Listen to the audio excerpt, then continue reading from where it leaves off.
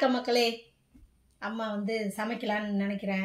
என்ன சமைக்கலான்னா, நீங்களாம் கேட்டிங்கல்ல ரெசிபி, மாங்காய் பச்சடி ரெசிபி கேட்டிருக்கீங்க. அதேமாதிரி நல்லா திக்காக சாம்பார் எப்படி வைக்கிறதுன்னு கேட்டிருந்தீங்க. அதை வச்சு காட்டிடலாம் இப்போது. அதுக்கு முன்னாடி நம்ம செல்லப்பிள்ளை சால்வி சேனலுக்கு ஒரு சப்ஸ்கிரைப் பண்ணிவிட்டு, ஒரு லைக்கை போட்டு, ஒரு ஹைப்பை பண்ணிவிட்டு எல்லாம் பண்ணிட்டு வீடியோ பாருங்கள். வாங்க இப்போ போய் சமைக்கலாம். ஹோட்டல் ஸ்டைல் காய்கறி போட்ட சாம்பார் வைக்க 1/4 கிலோ பருப்பு, துவரம் பருப்பு, 2 தக்காளி, சாம்பாருக்கு சாம்பார் வெங்காயம், பச்சை மிளகாய் ஒரு 3, பூண்டு ஒரு 50 கிராம், மஞ்சள் தூள் 1 ஸ்பூன். இப்போ குக்கரை மூடிட்டு 5 விசில் விட்டுறலாம். செம்மையாக சூப்பராக வெந்துருச்சு நல்லா. இப்போ இதை நல்லா கடைஞ்சி கொடுத்துட்டு சாம்பாருக்கு ரெடி பண்ணிடலாம். தாளிப்பு கொடுத்து, தாளிப்புக்கு எண்ணெய் ஊற்றியாச்சு. 1 ஸ்பூன் கடுகு போட்டுக்கிடலாம். பெரிய வெங்காயம் 1 பொடியாக நறுக்கி போட்டுடலாம். கருவேப்பிலை ஒரு கொத்து. எல்லாத்தையும் முதல்ல நல்லா வதக்கிடலாம். வெங்காயம் நல்லா வதங்கிருச்சு. தக்காளி கொஞ்சம் சேர்த்துக்கலாம். ஒரு சின்ன தக்காளியாக 2, ஏன்னா ஏற்கனவே பருப்புலையும் தக்காளி போட்டிருக்கோம், அதனால் இதில் 2 போதும். இந்த காய் வதக்கிறதுக்காக நல்லா வதங்கட்டும்.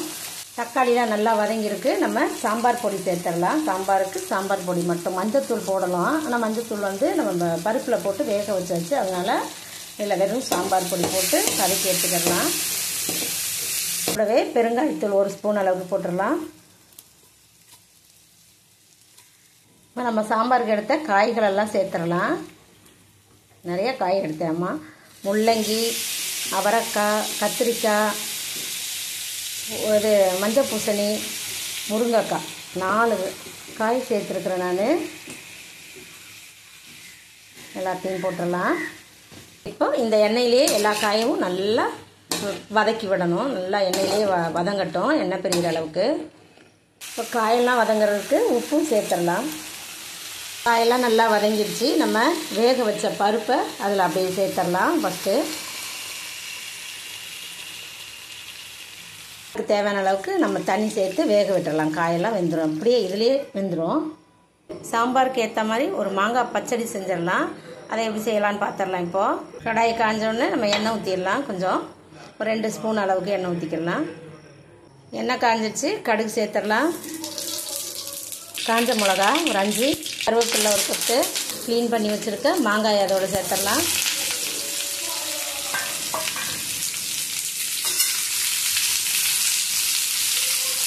இப்போ மாங்காய் வேகிறதுக்கு தேவையான அளவுக்கு தண்ணி சேர்த்துடலாம். நல்லா வேகட்டும். பச்சடிக்கு தேவையான அளவு உப்பும் சேர்த்துடலாம். மூடி போட்டு மாங்காயை வேக விட்டுடலாம். நல்லா வேகட்டும். ஒரு 5 நிமிஷத்தில் வெந்துடும். ஒரு 5-6 நிமிஷமே நம்ம வேக விடுவோம்.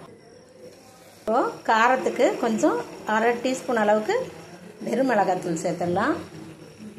காரம், புளிப்பு, இனிப்பு எல்லாம் கலந்து செம்மையாக இருக்கும்.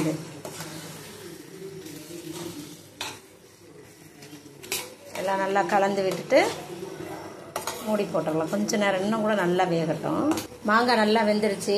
100 கிராம் அளவுக்கு வெல்லம் சேர்த்துடலாம். இது 2 மாங்காய், சின்ன சின்ன மாங்காவா.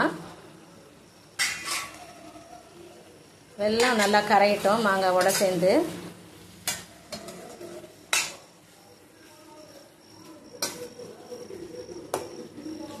இந்த சாம்பாருக்கு இந்த மாங்காய் பச்சடி அவ்வளோ டேஸ்ட்டாக இருக்கும் சாப்பிட்றதுக்கு. அவ்வளோதான், செம்மையாக மாங்காய் பச்சடி ரெடி ஆயிடுச்சு. நீங்களும் இதே மாதிரி செஞ்சு சாப்பிட்டு பாருங்கள். அருமையாக இருக்குது, சூப்பராக இருக்குது.